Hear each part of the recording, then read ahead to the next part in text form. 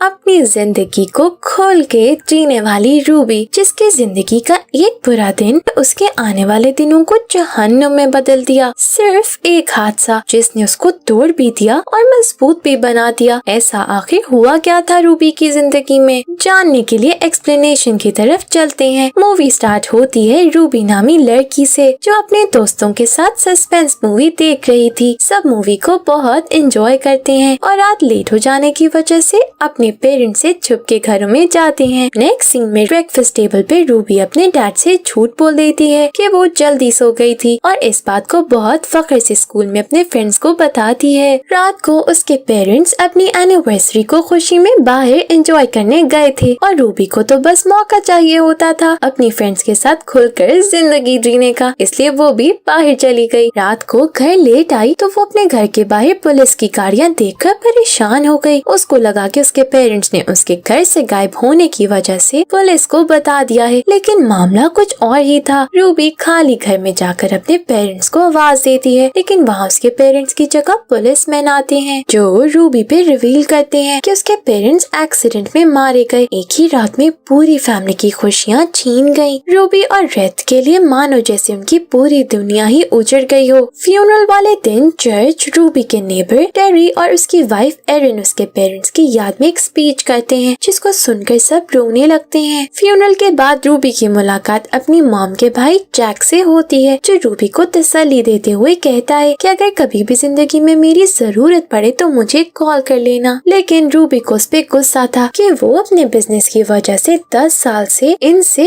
Contact में नहीं था, इसलिए वो उसकी बात को कुछ खास अहमियत नहीं देती। सीन बदलता है तो एल्विन नामी स्टेट लॉयर रूबी से मिलकर उसको बताता है कि उसके पेरेंट्स रूबी और रेथ के लिए बहुत पैसे छोड़ गए हैं, जिससे वो अपनी पूरी जिंदगी आराम से गुजार सकते हैं। लेकिन अभी वो 18 इयर्स की नहीं हुई, इसलिए आई भी यही विश थी। एल्विन रूबी से ये भी कहता है कि अगर कभी भी मसला हो तो तुम मुझ पर भरोसा कर सकती हो। फिर रूबी और रेथ टेरी और एरिन के साथ मैलिबू उनके घर चले जाते हैं। उनका घर बहुत ही खूबसूरत और बड़ा था। टेरी के कार्स का बिजनेस था और एरिन एक डॉक्टर थी। टेरी उनको मेड विकी से मिलवाता है, जो हफ्ते में कुछ दिन काम करने आती थी। अब बारी थी उनके रूम्स की, लेकिन जब वो उनको उनका कमरा दिखाती हैं तो रूबी और रेथ हैरान रह गए, क्योंकि उन दोनों का एक ही कमरा था, जबकि वो दोनों टीनेजर थे। टेरी उनके चेहरे देखकर अंदाजा लगा लेता है कि उनको ये बात पसंद नहीं आई, लेकिन वो फिर भी अपने चेहरे पे स्माइल रख के उनको अपना सामान सेट करने का कहकर चला जाता है। एरिन उनको खुश करने के लिए पिज़्ज़ाज़ ऑर्डर कर देती है। रात को रूबी नींद न आने के लिए स्विमिंग के लिए चली जाती है। जैसे ही स्विम सूट पहनने के लिए अपनी शर्ट उतारती है तो उसे लगता है जैसे कोई उसको देख रहा है, जिस पर डर के वो वहाँ से चली जाती है। नेक्स्ट डे दोनों बहन भाई स्कूल जाते हैं, पर रूबी को ना अपना स्कूल पसंद आता है और ना ही स्कूल के लोग, जिसकी वजह से वो बहुत अपसेट हो जाती है। घर आके फौरन वो अपनी फ्रेंड को कॉल करके उसे अपनी मुश्किलें डिस्कस करने लगती है, जो एरिन सुन लेती है। वो रूबी को अपने पास बुला के समझाती है कि उसे अपना ये एटीट्यूड चेंज करना होगा, इस तरह वो लाइफ में आगे नहीं बढ़ सकती है और बस मुश्किलें ही फेस करेगी। एरिन कहती है जैसी बातें तुम कॉल पे कर रही थी आइंदा ऐसी बातें ना हो। रूबी पूछती है कि आप कनेक्टेड फोन से मेरी बातें सुन रही थी। एरिन जवाब देती है कि ये बात मैटर नहीं करती, मैटर करता है तो तुम्हारा बिहेवियर। रूबी को अब दाल में कुछ काला लगने लगा था। जब वो सो रही थी तो उसका ख्वाब में नजर आता है कि उसके पेरेंट्स का एक्सीडेंट नहीं हुआ, बल्कि उनको जानबूझकर कत्ल किया गया है। रूबी डर के मारे उठ जाती है। नींद न आने की वजह से वो आधी रात को स्विमिंग करने चली जाती है। तभी अचानक उसको टेरी पूल के पास खड़ा नजर आता है, जो उसी की तरफ देख रहा था। वो डर जाती है तो टेरी उसको हाथ पकड़ के पूल से बाहर निकालता है। वो जब उसको टॉवल देने लगता है तो उसको बुरी नजर से घूरता है। रूबी थोड़ा डर जाती है और फौरन टॉवल से खुद को कवर कर लेती है। वो रूबी को घर के अंदर लाकर दरवाजा लॉक कर देता है। सीन चेंज होता है तो रूबी अपनी ड्राइविंग क्लास ले रही थी, जिसमें किसी एक्सीडेंट के बारे में बताया जाता है, जिस पर रूबी को अपने पेरेंट्स की याद आ जाती है। घर में भी रूबी बहुत डिस्टर्ब रहती है और मेडिसिन लेने के लिए एरिन की कबर्ड खोलती है, जिसमें इतनी सारी मेडिसिन देख के वो परेशान हो जाती है। तभी एरिन वहाँ पहुँच के रूबी को एक मेडिसिन देती है, जो हकीकत में स्लीपिंग पिल थी, जिस वजह से वो सो जाती है। रात जब उसकी आँख खुलती है तो उसको कुछ आवाजें सुनाई देती हैं। वो जाकर देखती है तो टेरी और एरिन किसी बात पर लड़ रहे थे, पर उसे देख के दोनों चुप कर जाते हैं। हर दिन रूबी के सामने कुछ ऐसा अजीब आ रहा था जो उसे सोचने पर मजबूर कर कर देता था। रूबी स्कूल में दोस्त बनाने की कोशिश करती है, मगर अफसोस वो नाकाम हो रही थी और अब तो उसका राब्ता अपनी पुरानी फ्रेंड से भी नहीं था। एक रात टेरी रूबी से कहता है कि वो उसके साथ एक पार्टी में चले क्योंकि उसका पार्टनर नहीं आ रहा। रूबी मना करती है, ये कहते हुए कि मैंने होमवर्क करना है, लेकिन टेरी उसकी एक नहीं सुनता। आधे रास्ते में ही अचानक टेरी का मूड बदल जाता है और वो पार्टी की जगह रूबी को अपने साथ डिनर पे ले जाता है, जहाँ वो रात की अपनी और एरन की फाइट रूबी के आगे क्लियर करता है कि कपल्स में ऐसा होता रहता है, तो रूबी सबको सीरियस ना ले। ये बात करने के बाद टेरी फिर से अजीब बात करता है। वो रूबी से कहता है कि अब तुम भी बच्ची नहीं रही, एक खूबसूरत लड़की बन गई हो। रूबी अनकंफर्टेबल होके वापस घर जाने का कहती है। गाड़ी चलाते हुए टेरी स्पीड से साइड में जाकर रोकता है और एकदम से रूबी के करीब आकर उसकी सीट बेल्ट बंद करता है, लेकिन हम अंदाजा लगा सकते हैं कि उसकी नीयत रूबी को लेके अच्छी नहीं है। घर पहुंचकर जब वो गाड़ी से बाहर निकलने लगती है तो टेरी उसका शोल्डर को जोर से पकड़ कर कहता है, मुझे उम्मीद है कि तुम मेरी बात का बुरा नहीं मानोगी। फिर रूबी टीवी लाउंज से अपनी बुक्स उठाने गई तो वहाँ एरन को बुरी हालत में कुछ स्ट्रेंजर्स के साथ देखकर डर के मारे अपने रूम में भाग जाती है। नेक्स्ट सीन में रूबी एल्विन के ऑफिस जाती है और उसको सब कुछ बता देती है। एल्विन कहता है कि अगर मैं टेरी और एरन को पकड़वा भी दूं तो तुम दोनों बहन भाई को चाइल्ड केयर वाले अपने साथ ले जाएंगे। रूबी कहती है कि मैं इतनी मुश्किल से इतनी दूर आपके पास मदद के लिए आई हूँ क्योंकि आपने मुझसे कहा था कि मैं आप पर भरोसा कर सकती हूँ, लेकिन आपने तो फौरन ही मना कर दिया। रूबी मायूसी से वहाँ से निकलती है तो एल्विन किसी को फोन करके बताता है कि मेरे पास रूबी आई थी। इससे हम अंदाजा लगा सकते हैं कि रूबी सच में खतरे में है। टेरी और एरन रूबी का डर खत्म करने के लिए उसे कहते हैं कि एरन को डायबिटीज है और जिन सिरिंजेस के साथ उसने एरन को देखा था वो इंसुलिन की थी। अगले दिन रूबी को कोई स्कूल लेने नहीं जाता तो वो टेरी के ऑफिस पहुंच जाती है। वहाँ वो कुछ आदमियों को टेरी को पैसों के लिए धमकाते देखती है। फिर वो टेरी के ऑफिस में घूम रही होती है तो वहाँ उसे अपने पेरेंट्स की कार सही सलामत मिलती है, जो उसके लिए बहुत शॉकिंग था कि एक्सीडेंट के बाद भी गाड़ी इतनी अच्छी हालत में क्यों है।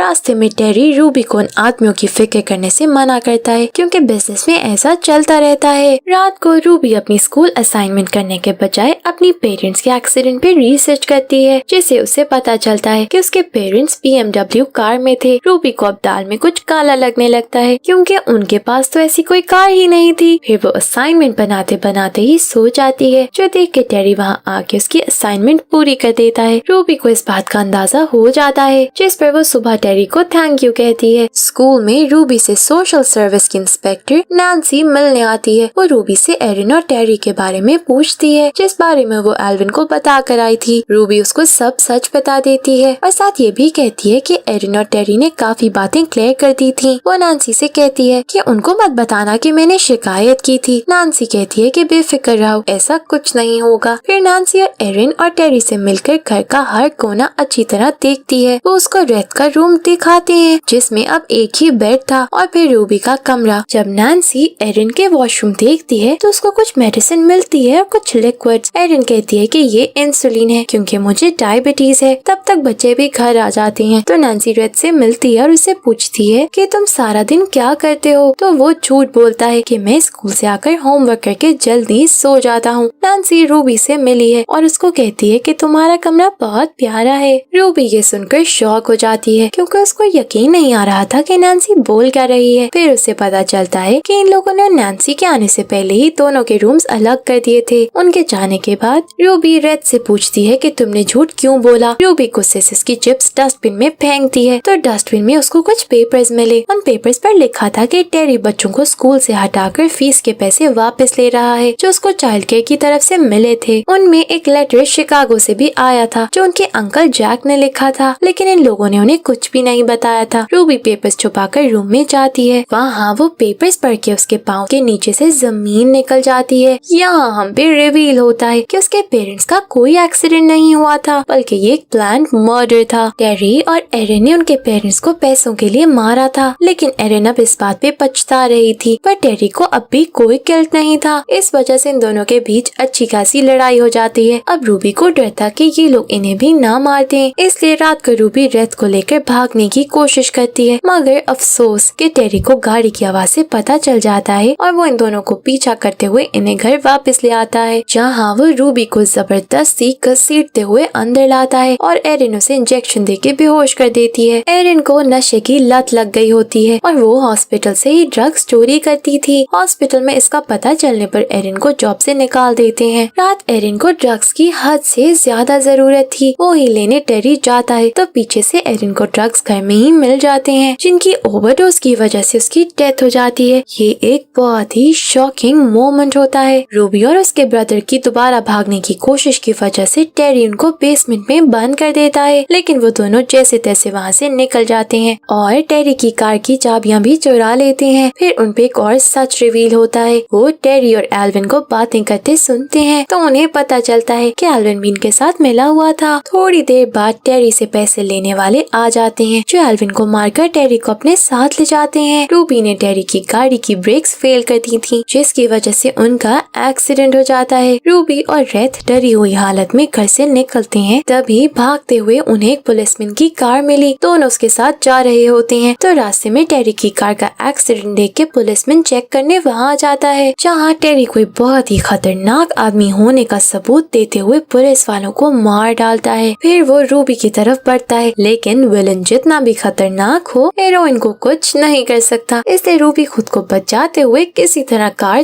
तेजी से चला के टेरी को मार डालती है। अब सारा मसला खत्म होने के बाद पुलिस वहाँ हेल्प के लिए पहुँच जाती है। लास्ट सीन्स में हम देखते हैं कि रूबी और रेथ अंकल जैक के साथ रहने लग जाते हैं। रूबी अपने पेरेंट्स की ग्रेव पर खड़ी उन्हें मिस कर रही होती है और इसी इमोशनल मोमेंट पे मूवी एंड हो जाती है। Thank you for watching.